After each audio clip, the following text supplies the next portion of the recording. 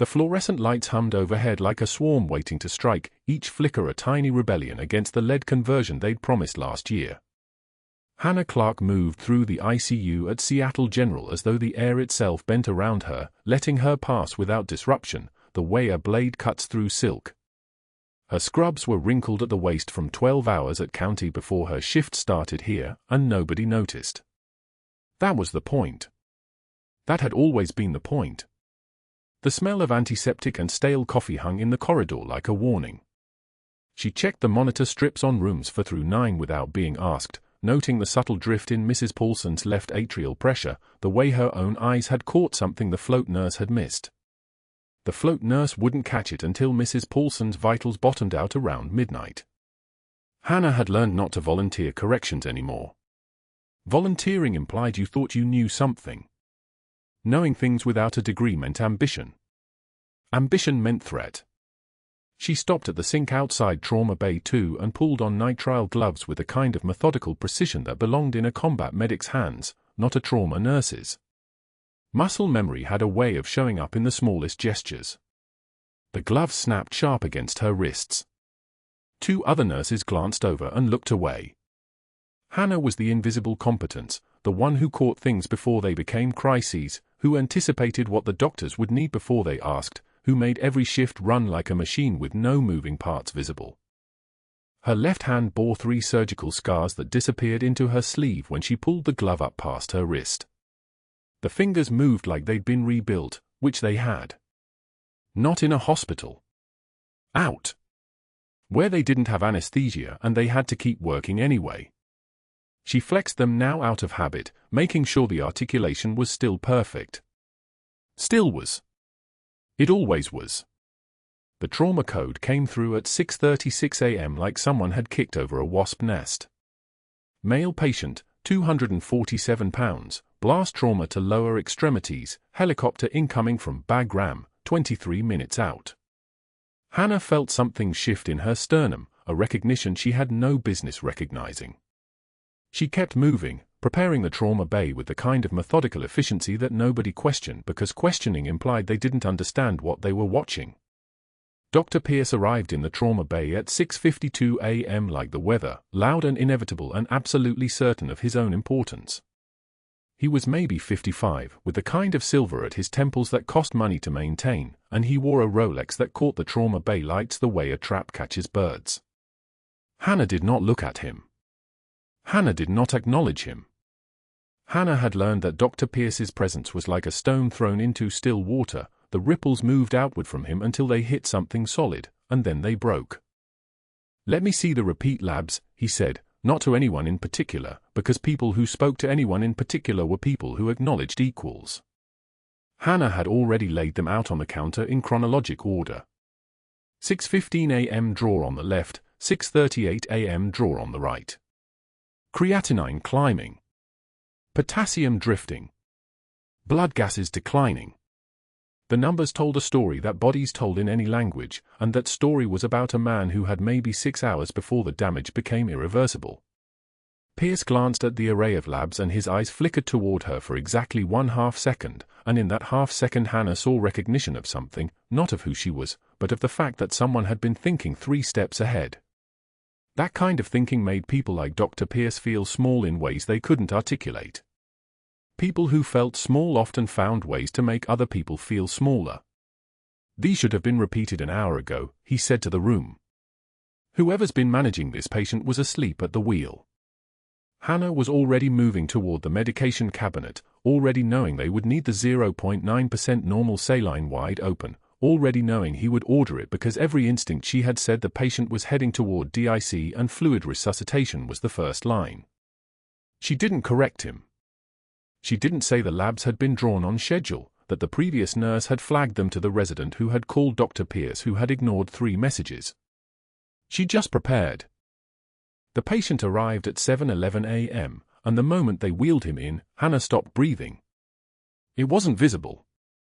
Nobody watching would have seen her respiration catch, would have noticed the way her hands kept moving, would have observed that every muscle in her body had gone absolutely still.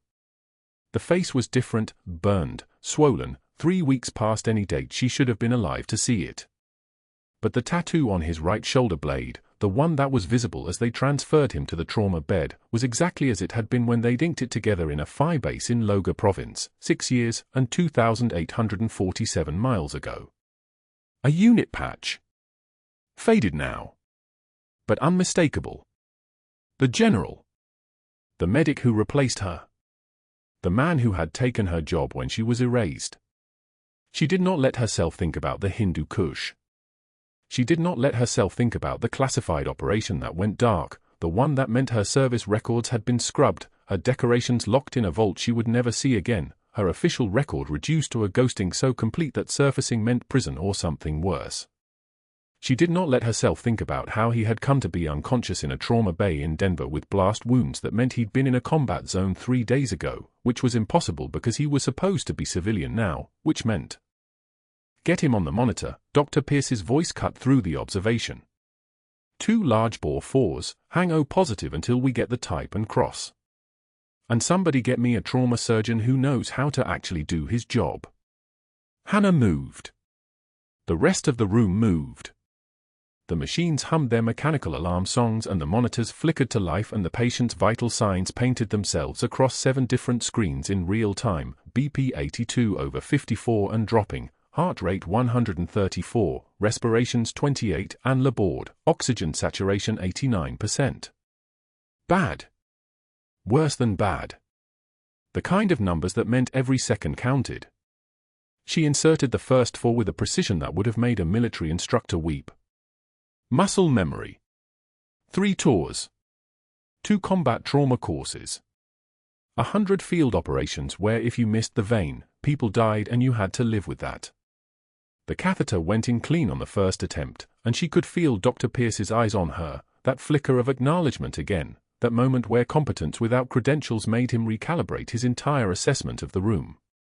Good work, he said, which was worse than an insult. An insult she could have ignored. Acknowledgement meant he was paying attention now. It meant he would be watching. It meant she had just made herself visible. The patient stabilized at 7:43 a.m. Not recovered. Not safe. But stable enough that the OR team could move him, stable enough that he had a chance, stable enough that Hannah could finally release the breath she had been holding since the moment they wheeled him in. She stripped off her gloves and her hands were absolutely steady. Not trembling. Not shaking. Just steady, the way hands are steady when they have seen worse and survived worse and know with absolute certainty that shaking is a luxury you cannot afford. But that wasn't the worst part. The worst part was that someone had to notarize the admission paperwork, and when Hannah pulled the chart to verify the patient's identity, the name on the registration form made her chest go hollow. General Marcus Webb, Special Forces Medical Corps, listed as active duty with an emergency contact at the Pentagon marked classified. The same general who had replaced her 6 years ago. The same medic who had been there when the Hindu Kush operation went dark, when they pulled her out and told her she no longer existed, when they said her name would never appear in any official record ever again. And she was standing 3 feet away from him, in a hospital in Denver, where he was supposed to be impossible. The vending machine hummed its flat electric song as Dr. Pierce arrived, his Italian leather shoes clicking against the tile with the rhythm of someone accustomed to being heard. Hannah was reaching for her second cup of coffee, the third one that shift, when his voice cut through the hallway like a scalpel finding muscle beneath skin. He was speaking to Dr. Reeves, the attending, loud enough that 3 residents and a medical student turned to listen. The problem with television medicine, Pierce said, feeding coins into the machine with theatrical precision, is that it creates a certain fantasy in people's minds.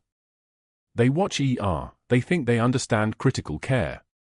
They start making decisions that trained physicians should be making. It's dangerous. It's arrogant. And frankly, it's why we need oversight. He pressed the button. The machine clunked. He turned, knowing exactly where Hannah stood, and smiled at her over his shoulder. Some people confuse confidence with competence. Hannah's hand stilled on the coffee cup. She did not turn. She did not speak. She simply removed the cup from the dispenser and moved toward the hallway, her breathing steady as a metronome. The residents exchanged glances, the kind that meant they had just witnessed something, though they weren't certain what. Dr. Reeves looked at his shoes. Nobody defended her. But that wasn't the worst part. Grand rounds happened at 7 in the morning, when the department was fully staffed, when the conference room filled with attending physicians, residents, fellows, and nurses. Dr. Pierce had prepared something. Hannah realized this the moment she saw her own patient chart projected on the screen, a routine post-op sepsis case she had been monitoring since midnight, vital stable, trending toward improvement. "I want to discuss clinical decision-making," Pierce announced, his voice carrying the tone of a teacher about to illustrate a cautionary tale. This case, managed primarily by our nursing staff, presented with signs of septic shock at approximately 2 a.m. The initial response was appropriate. However, I want to highlight something critical. He clicked to the medication administration record. The dosage calculation for vancomycin here, notice the weight-based dosing was correct, but the interval was extended without corresponding adjustment to the concentration. This is procedural cowboy work. This is someone who has seen enough to be dangerous but not enough to be safe. Hannah stood against the back wall, her hands flat against her thighs. One measured breath. A resident she had trained raised his hand. Dr. Clarke caught that error and adjusted it. "Did she?" Pierce said, not quite a question. "Or did I happen to notice it during rounds?" He looked directly at Hannah. His smile was the kind that carnivores wear. The point is this: nursing expertise is valuable within its scope. It is not medicine. And when we allow people to operate outside their lane, we create risk. For patients. For the hospital. For everyone. He clicked the presentation back. "Let's move on." The silence that followed was the silence of people who had just watched a public execution and were not quite sure if they were allowed to speak at the funeral. Hannah turned and walked out. She could feel their eyes on her back, the pity, the uncertainty, the calculation about whether being associated with her was dangerous. But that still wasn't the worst part. At 4:24 p.m., as Hannah was preparing discharge paperwork for the sepsis patient who had, in fact, recovered beautifully under her management, hospital security appeared at her side. 2 officers. Professional faces. "We've received a call from Dr. Pierce," the first one said, his name tag reading Martinez. "He's requested an escort for a discussion about patient safety concerns." "I can walk to his office," Hannah said. "It's department policy if a formal concern has been filed." Martinez's tone was not unkind, but it was certain. "We'll just accompany you." The hallway suddenly had an audience. Every staff member they passed understood exactly what was happening. The presence of security meant only one thing in a hospital. It meant someone was being investigated. It meant someone was suspected. It meant someone was no longer trusted. Dr. Pierce's office was on the 4th floor. The walk took 9 minutes. Hannah counted them, the way she had counted minutes in the field, each one a small eternity of its own. The security officers flanked her like prison guards. A nurse she had worked with for 2 years looked away when they passed. In the office, with the door closed, Pierce's voice took on the tone of a man deeply concerned about patient safety. "Captain, sorry, I mean, Hannah. This sepsis case. Your management was borderline. The initial assessment, the medication administration. I'm concerned about your clinical judgment. I'm going to have to recommend a mandatory review of all your charting from the last 6 months. Full oversight pending completion." Hannah stood in the center of his office, feeling the weight of the security officers still in the hallway outside, their presence a permanent shadow. She had been standing for 31 hours. She had not slept. She had not eaten since the previous evening. And somewhere in ICU bed 7, a man she had once commanded was lying unconscious, and she could not tell anyone why she knew the exact angle of his wound or the precise sequence of his injuries. She opened her mouth. One measured breath. And from somewhere deeper than thought, from the place where 18 years of military discipline lived, came a single sentence spoken in a voice that carried through the entire hallway, penetrating the closed door like a whisper that would echo forever. I hope your ego is worth more than that patient's kidneys, doctor. She walked out before he could respond. The security officers did not follow. They stood in the hallway, uncertain, and somewhere in that uncertainty was the first crack in Pierce's armor, the realization that whatever he was trying to build against her, she was not going to be afraid of him. But what Pierce didn't understand, what nobody understood, was that the man in ICU bed 7 would open his eyes in exactly 47 hours and speak a single word that would burn through every lie Pierce had constructed, that would transform Hannah from invisible to unforgettable, that would make his entire network of influence look like the petty scheming of someone who had never actually seen what real power looked like. That patient wasn't just wounded. He was a general. And the second he recognized her, everything was going to change. The monitors sang their 2 a.m. lullaby, a steady, rhythmic, almost mocking in their predictability.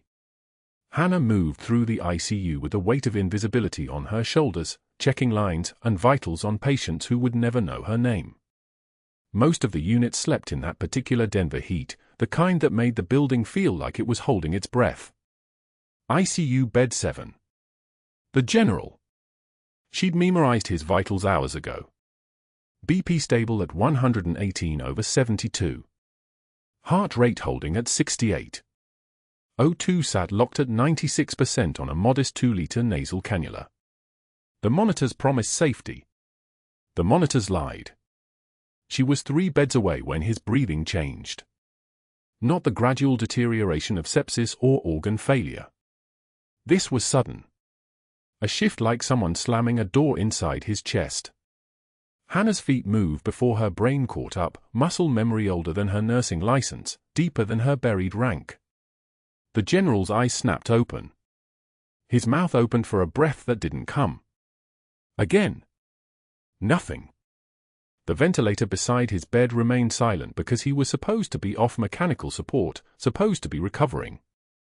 Supposed to be the kind of patient who didn't collapse at 2:13 in the morning. The monitors screamed. Oxygen sat dropping. 95, 92.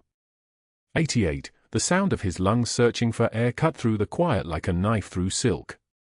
Hannah's hands were already moving.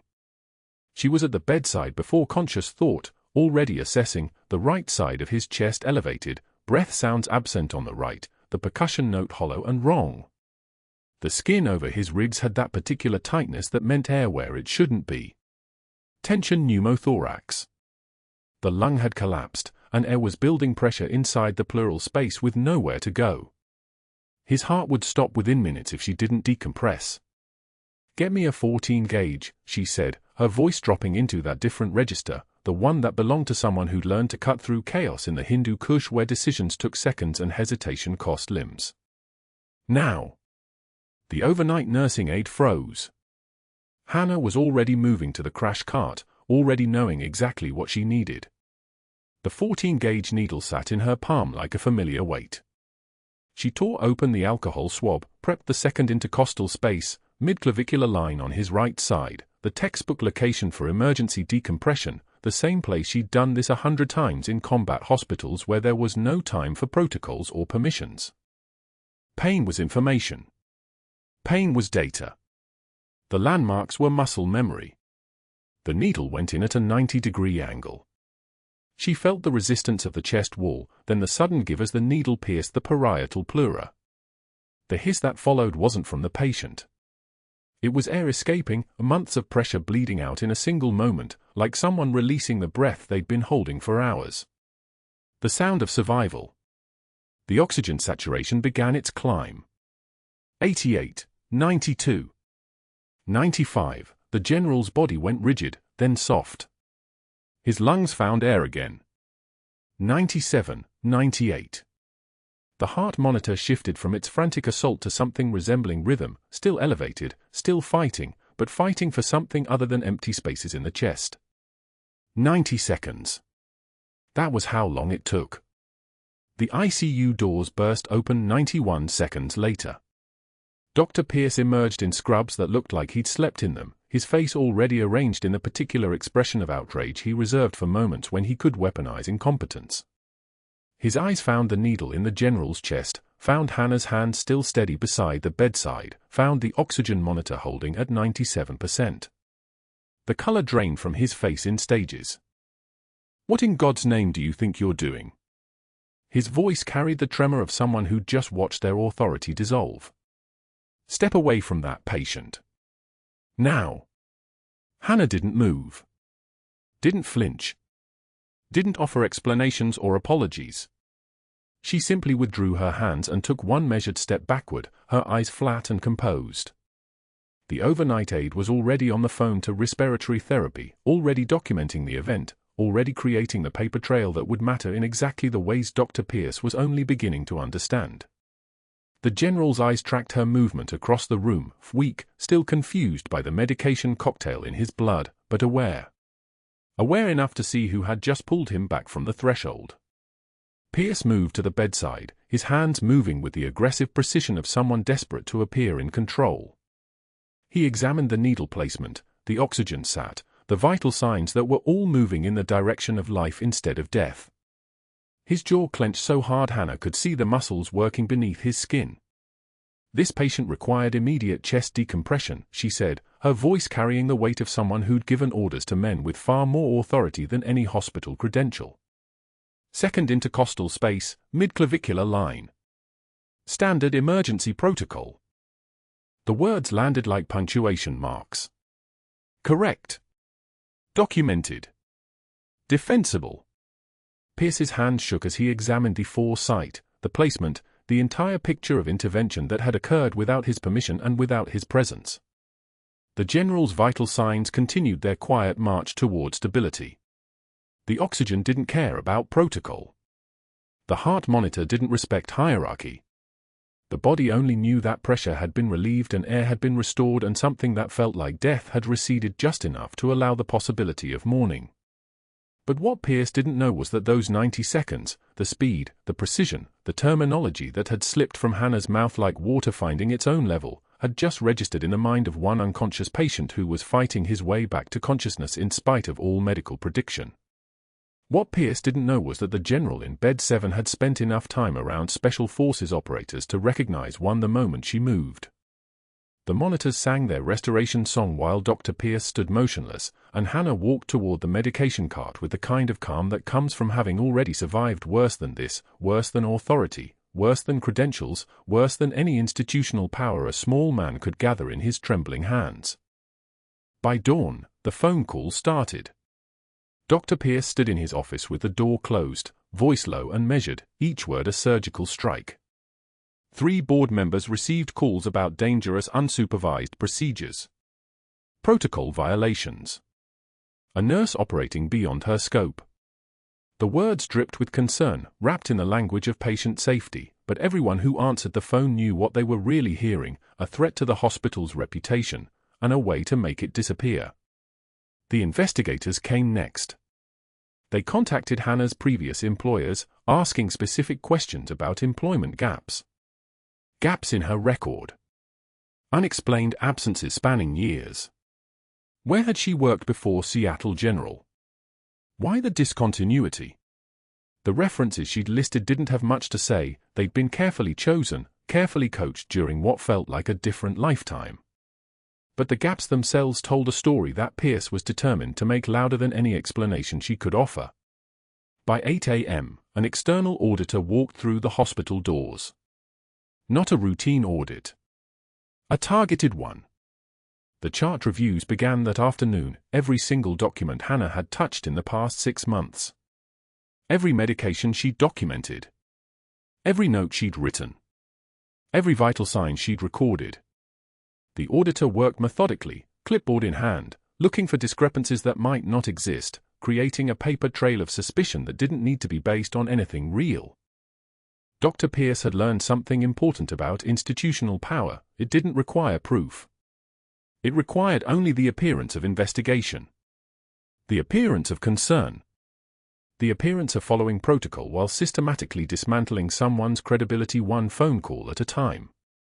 Hannah knew all of this was coming because she'd seen it before. Different names. Different uniforms. Same machinery.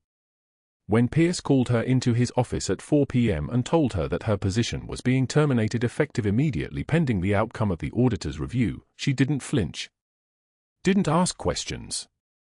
She removed her badge from around her neck and set it on his desk with the kind of careful precision that suggested she'd been putting things down carefully her entire life.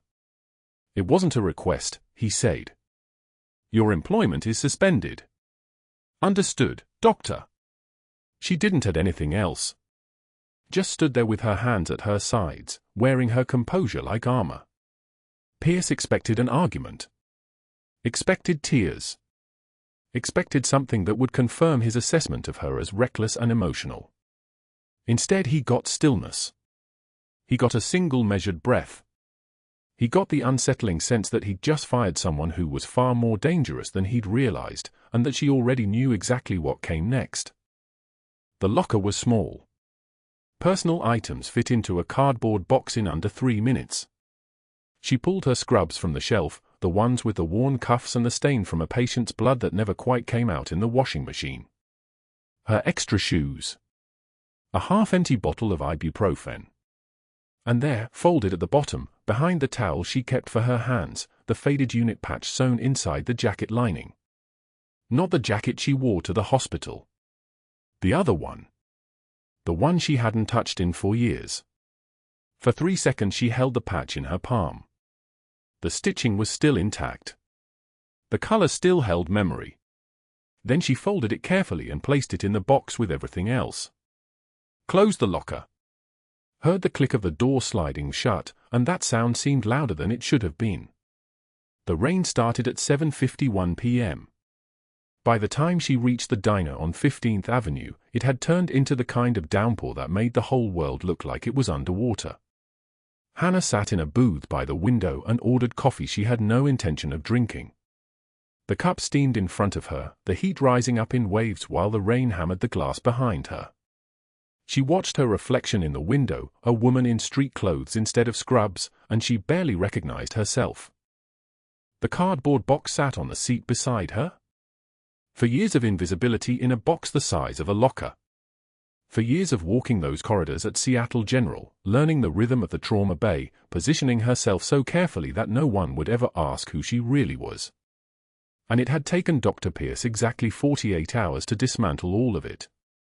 48 hours. That was how fragile her new identity actually was. A single needle. A moment of instinct. And now everything was gone. Her coffee went cold. She watched the steam stop rising.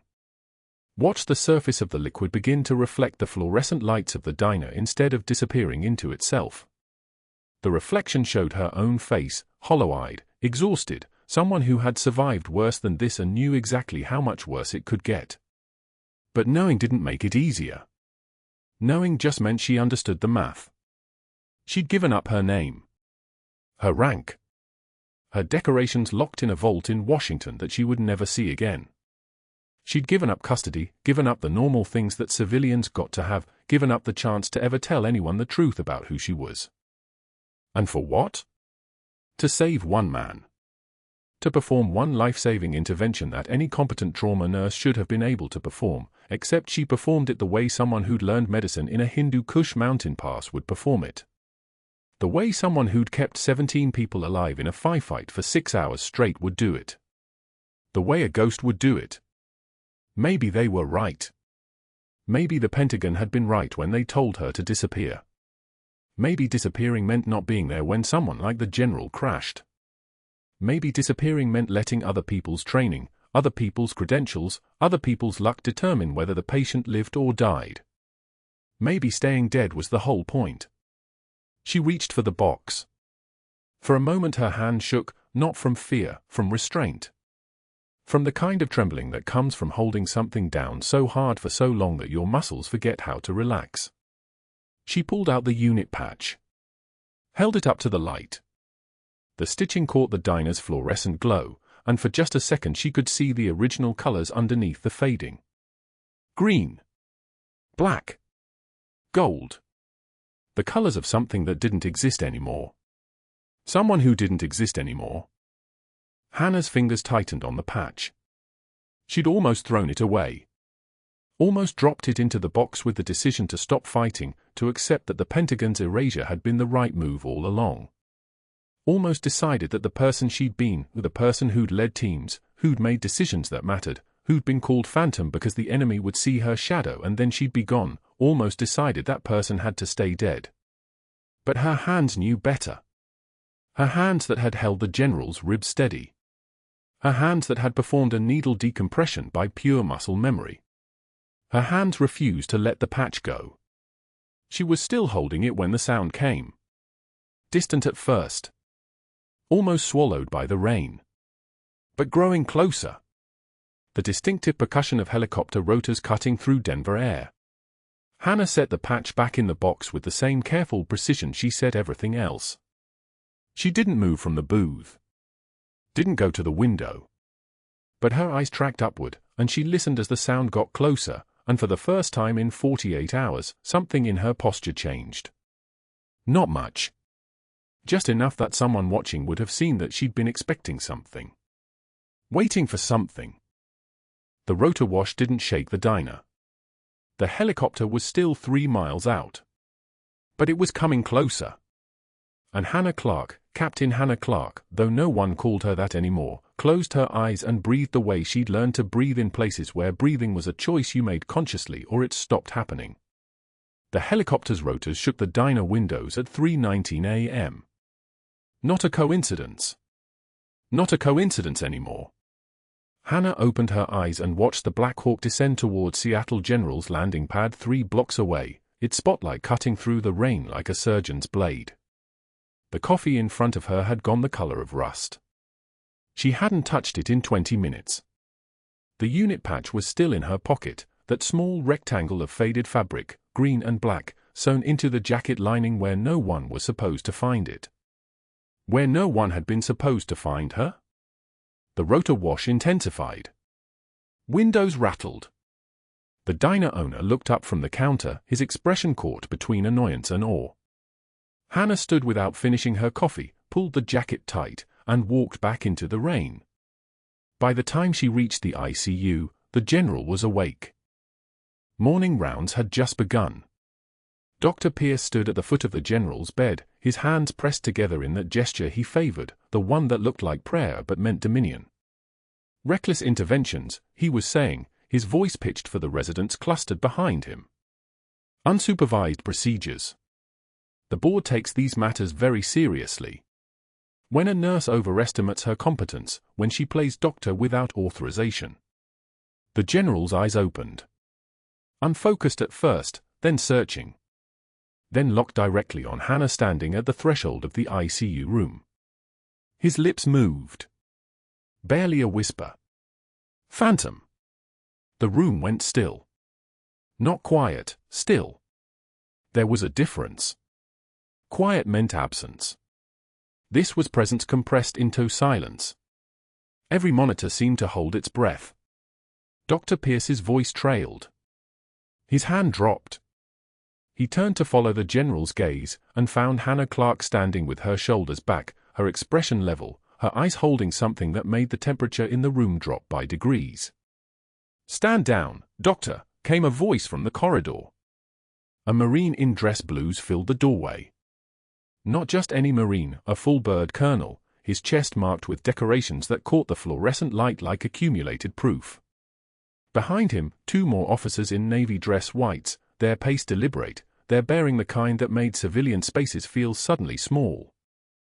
The colonel approached the general's bedside, moving with the ceremonial precision of someone about to make something official in front of witnesses.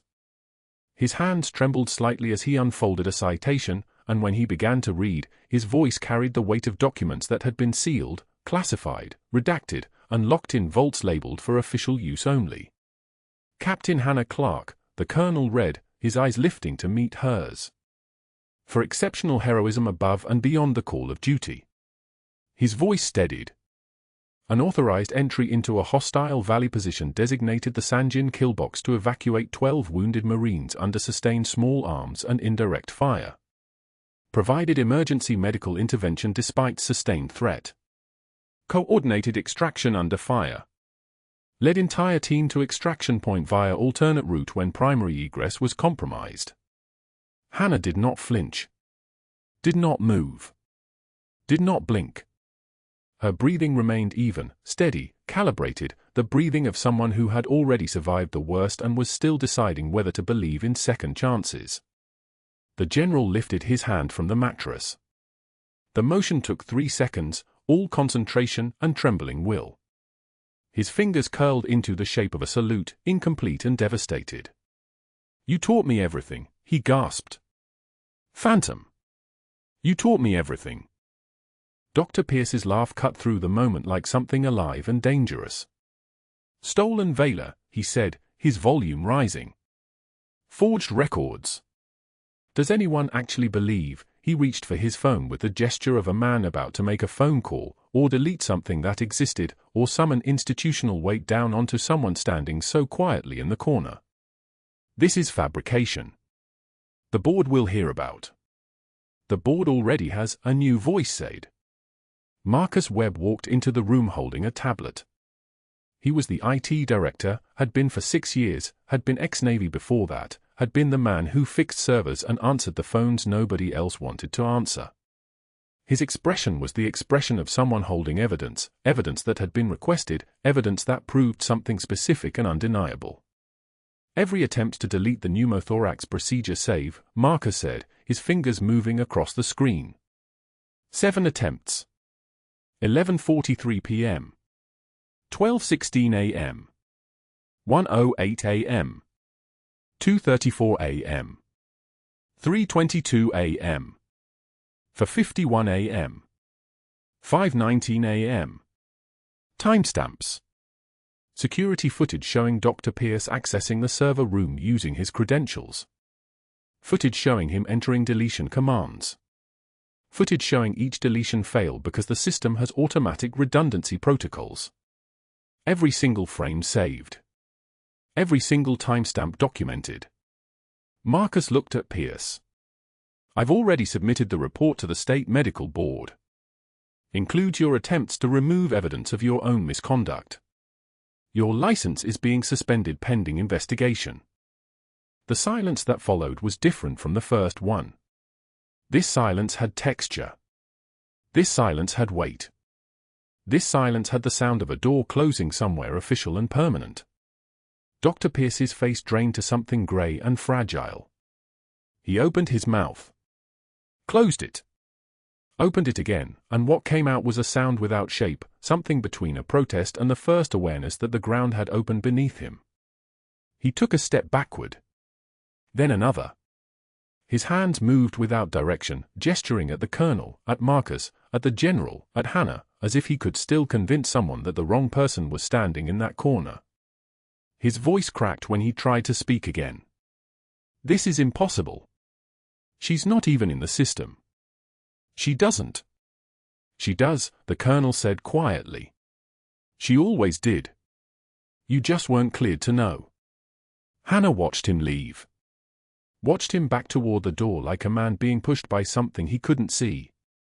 Watched his phone slip from his fingers and shatter on the tile floor, a small shattering, an accidental one, a sound like something breaking because the hand holding it no longer had the strength. 6 months later, Hannah stood at the entrance of Seattle General and watched a medical supply van pull out of the loading dock. The lettering on its side read Regional Clinic Network, Rural Care Solutions. Behind the wheel, visible for just 3 seconds as the van turned onto the street, was a man with hollow eyes driving toward a job that required a commercial driver's license and the ability to load boxes without breaking them. Dr. Pierce. No title anymore. No network anymore. No reputation left to protect. The van disappeared into the afternoon traffic. Behind her, boots sounded on tile. Hannah turned to find the general, walking now, no longer in ICU whites but in a marine dress uniform so new it seemed to glow. His arm had healed. Most of his strength had come back. But something else had come back too, the bearing of a man who understood exactly what he owed and to whom. He touched the unit patch sewn into his jacket lining. He'd shown it to her in the recovery room 3 days after waking. Same patch. Same unit. Same war, different era. Come back, he said. Not a request. A command delivered as invitation. The teams need leaders who remember what rank means. Not authority. Not power over people. Leadership means you're responsible for them. That's all. That's everything. He paused. We need Phantom. Not the ghost. The person. Captain Clarke. Hannah looked at the doors of Seattle General behind her. Through the glass, she could see the ICU, the monitors still beeping, the nurses still moving with that particular grace that comes from holding lives together with your hands. She thought about the diner. About the unit patch. About the helicopter rotors that had shaken the rain. About the space between who you were buried and who you actually are. Yes, she said. Her voice came out different now. Lower. Clearer.